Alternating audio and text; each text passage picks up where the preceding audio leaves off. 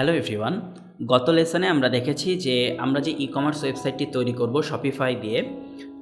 তো এই e-commerce website তৈরি করার জন্য আমাদের কোন অ্যাপগুলোর প্রয়োজন হতে পারে এবং এই অ্যাপগুলো আমরা কোথায় খুঁজে পাবো। তো আজকের লেসনে আমরা দেখব যে যখন কোনো অ্যাপ আমরা আমাদের শপিফাই ই-কমার্স ওয়েবসাইটে অ্যাড করব, তখন আসলে কোন বিষয়গুলো আসলে কনসিডারেশনে আনা উচিত। তো এই বিষয়টি জানার জন্য আমি গুগলে গিয়ে সার্চ করছি। এখানে করলে দেখবেন যে বিভিন্ন ধরনের ব্লগ আপনি পাবেন। সো এই ব্লগগুলো পড়লে আপনার আইডিয়া হয়ে যাবে যে আপনি যখন একটা অ্যাপ অ্যাড করবেন আপনার ই-কমার্সে, তখন আসলে মানে কোন বিষয়গুলো আসলে জানতে হবে। তো দেখেন, আমি যদি এখানে টপ অ্যাপ লিখে সার্চ করি, তাহলে এখানে আমি দেখতে পাচ্ছি যে 2023 সালে একটি ই-কমার্স ওয়েবসাইট তৈরি করার জন্য আসলে কোন অ্যাপগুলো সবচেয়ে বেশি অ্যাড করা হয়েছে। ঠিক আছে, সো এখানে দেখতে পাচ্ছি যে স্টোর ম্যানেজমেন্ট করার জন্য ম্যাট্রিসিফাই এটা অ্যাড করা হচ্ছে, ইভেন্ট টিকেটিং এইটা অ্যাড করা যেতে পারে।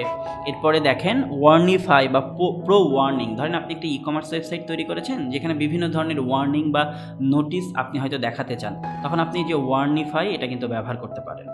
এছাড়া এই যে ক্রাউড ফান্ডার, এরপরে আপনার বাল্ক ডিসকাউন্ট কোড বট, কুইক কিট, এই প্রত্যেকটা অ্যাপ কিন্তু 2023 সালে এসে খুবই বেশি ব্যবহার করা হচ্ছে। এবং এগুলো আসলে কোনটার কি কাজ, সবচেয়ে চমৎকার বিষয় এখানে কিন্তু সেটা ডিটেলস লিখে দেওয়া আছে যে হাউ ইট ওয়ার্কস। এটি অ্যাড করলে আসলে আপনি আপনার ই-কমার্স ওয়েবসাইটে কোন ফাংশনালিটিসটা অ্যাড করতে পারবেন এবং এই অ্যাপগুলোর প্রাইসিং কত ডলার থেকে শুরু হচ্ছে পার মান্থ, সেই ডিটেলস কিন্তু জানা যায়। আপনি যদি এই অ্যাপগুলো নিয়ে আরও ডিটেলস জানতে চান, তাহলে এই অ্যাপের জাস্ট লিঙ্কের উপরে ক্লিক করতে হবে।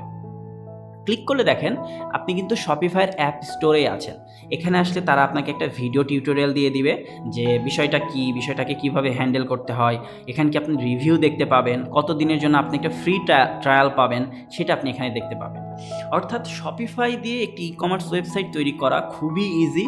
জাস্ট যখন আপনি বিভিন্ন থিম বা প্লাগইন অ্যাড করবেন, তখন কিছু কনসিডারেশন আপনার মাথার মধ্যে রাখতে হবে যে আপনি আসলে কোন পারপাসে একটি ই-কমার্স ওয়েবসাইট তৈরি করছেন এবং এই পারপাসটা সার্ভ করার জন্য আপনার কোন থিম এবং কোন প্লাগইনগুলো রাইট চয়েস হবে।